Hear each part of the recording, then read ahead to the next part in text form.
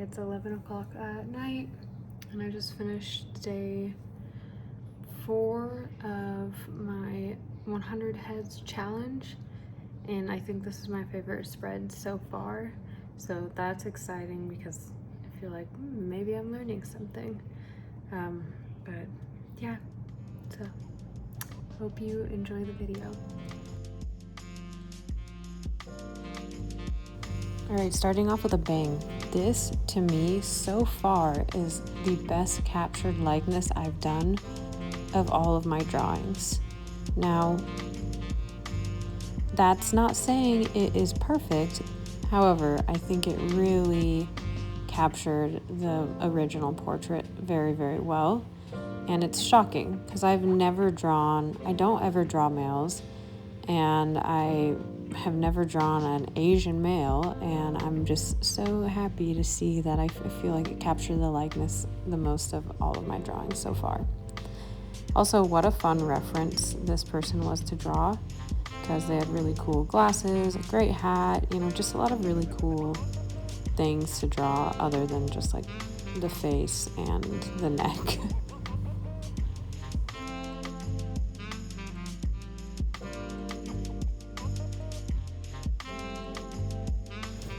So I'm sure this is common knowledge amongst people that sketch all the time. I just always, I've been way used to doing digital art lately, and this is the first time I've really picked up a pencil and drawn a lot with pencil and sketching for a while. So something that's been very helpful, of course, is like establishing the center line and the circle as a skull, but then kind of using a Andrew Loomis type of method and kind of creating like that 3D form where the eyes would sit in the socket, and using the lines on the side of the head to establish the jaw, and in the 3D form of the head, the skull. But something else that's been really helpful for me is using the malleable eraser and then just basically getting rid of those guidelines, just keeping them very faint, and then applying my darker sketch over the top of them. And I'm sure that's super normal for people that sketch with pencil all the time to do, but I'm reteaching myself, so that's a very helpful tip for anybody else that's trying to learn sketching in a sketchbook. So this drawing, I think, was turning out really well. I actually really love the reference, but I'm still trying to find like a very happy medium balance of that shading versus not shading. Like, I feel like once again I just make the values way too harsh, and I don't know why, but in my head I just, every time I think, oh, this value is so harsh, but the rest of my drawing doesn't have any different values, so then it just looks so intense, and I need to remember that when I'm shading.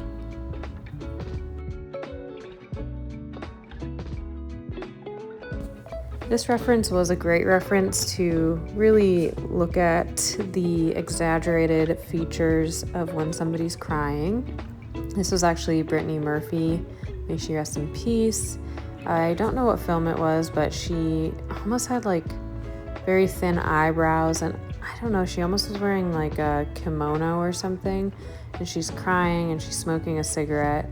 And so I thought it was really a great reference to try to capture that. And overall, I feel like, surprisingly, I did pretty well, especially with sketching. Like, you can't add any colors to make that look more like she's crying.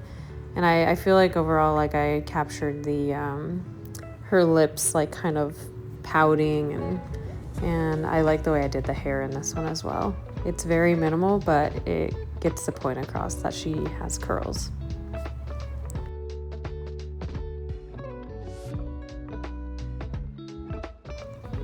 Okay, so have you ever drawn a reference where the face just seems too perfect? Like, the actual person's face seems too perfect. It just seems so perfectly proportional that it almost feels really stiff when you draw their picture or their portrait. This was kind of one of those instances for me where it felt, I'm not saying my drawing's perfect, I'm just saying like everything was in its place in a way that didn't make it have a lot of character. And it's kind of fun to draw that character. I've been really noticing that with a lot of these drawings.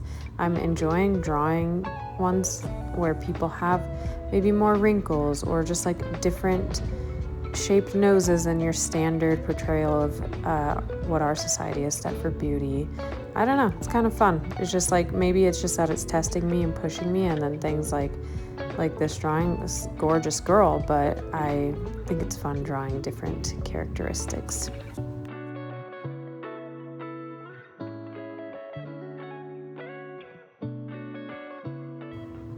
And another side profile, you all know me by now if you've watched any of the other videos, that I really like drawing side profiles. I have a very fun time with these. And I think this was a pretty successful kind of side / three-quarter view where you could still see a little bit of her eye. Proportionately, I think this one turned out really well.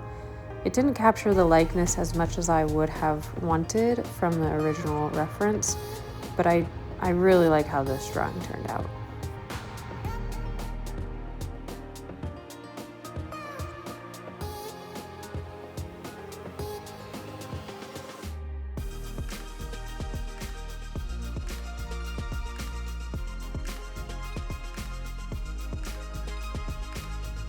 All right, for this drawing, another one. I really enjoyed how it turned out. I also really loved, this one had kind of an accent piece, kind of a crown style headband. Not even sure what you would call it. You can see I was actually watching a TV show while drawing these. So it's funny because I'll pause for quite a while, and that's definitely me zoning out on the show I'm watching. Anyway, so this one was another one of those ones. It kind of reminded me, I went to aesthetic school and we would get this like head drawn that we could practice makeup on, or like where we would apply different skincares. And the original like drawing before I add her hair looks exactly like that reference we would use in aesthetic school. But this one turned out really cool. I love the texture of the hair. I like the different textures I captured in this, right? The crown kind of has these pearls, the hair has waves, and yeah, overall that was a really fun one.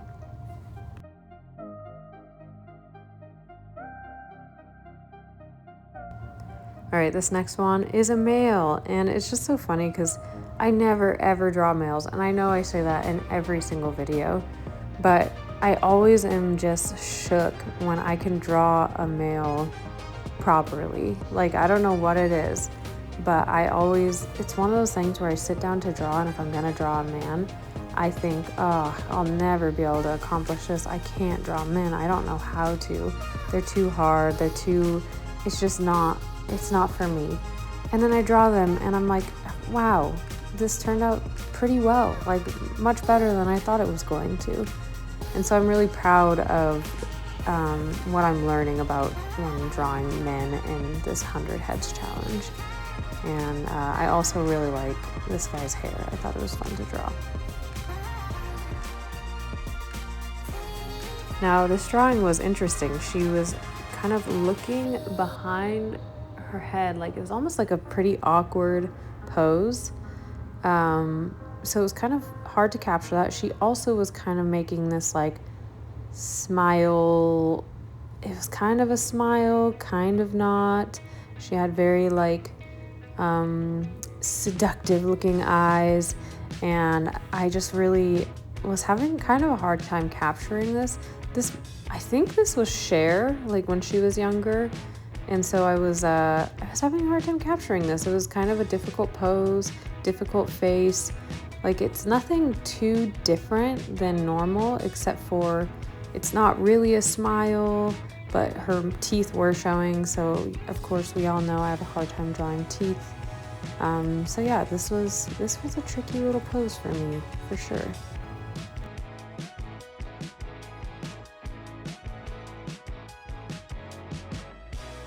And then if we want to talk about tricky poses, this was a very tricky pose. I ended up drawing this, and this like guideline I kind of created for myself looked almost like a baby, like a grown baby, which I thought was kind of funny. This is also another one where her expression is like her face is really scrunched up and her eyebrows are kind of in a weird position. And so it was hard to kind of capture that. I realized the cheek, definitely I made the cheek way too full and not in the right position. So I do adjust that a little bit, but honestly, looking back at it, I still think I could have adjusted the cheek position and made her look a little more like what the original portrait looked like.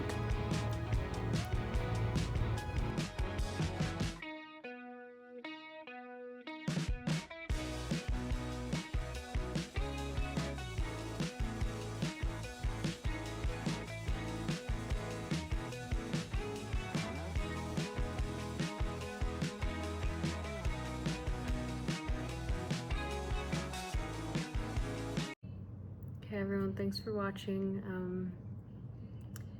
Like I said, favorite spread so far. I'm excited to do day 5 and hopefully it just keeps going up from here. Okay, bye.